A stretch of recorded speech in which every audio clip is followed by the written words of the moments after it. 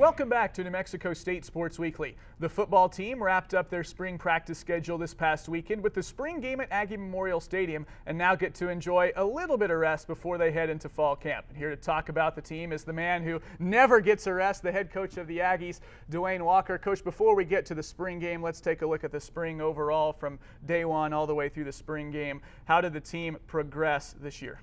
I thought it was real competitive.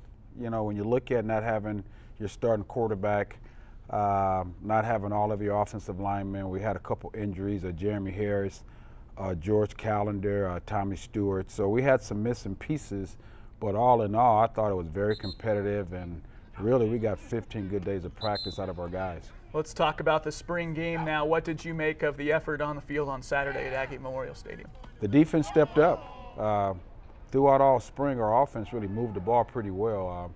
Defense really did a good job making stops, but offensively they were pretty successful throughout spring, and it was, you know, pretty good to see the defense really just bring the 85 Bears out on Saturday, and it was good to see that we have a chance to have a solid defense this year. Who impressed you the most on the defensive side of the football from an individual standpoint? Well, Dante Savage, number 52, boy, I tell you what, he plays at a different speed. We moved LaVoy to defensive end, and he had a good spring game.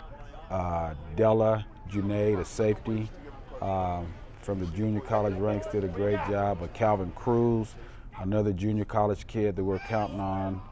Cameron Fuller, another junior college. So a lot of these junior college kids that were here, that got here in January, they really had good springs.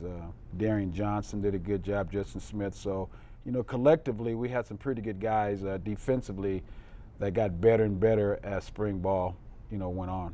Let's switch it over to the offensive side of the football now. Talk a little bit about that performance on Saturday, and not only on Saturday but throughout the rest of the spring as well. Yeah, just a little disappointing. I don't think anybody saw that coming.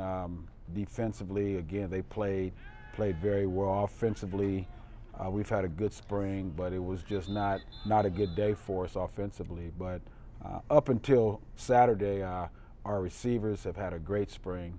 Akili Mustafa, the junior college running back, he had a good spring. Really, the two quarterbacks really had improved quite a bit throughout spring ball. Just unfortunately, they didn't play well Saturday. And then we had a pretty young offensive line, Ume Izioki. He played last year for us, had a very good spring. Devontae Wallace, who's going to be a special player in our conference, he had a good spring, and our tight ends. So all in all, I was pretty satisfied with how these guys performed. Earlier you talked about the absence of Andrew Manley, so you've got the quarterback position there trying to put the pieces of the puzzle together for the spring. What did you make of those guys throughout the whole spring? Just improvement. I know the first couple of days I'm pretty sarcastic with the guys, and I think they're used to it now. I say, hey, you guys can't hit the side of a barn.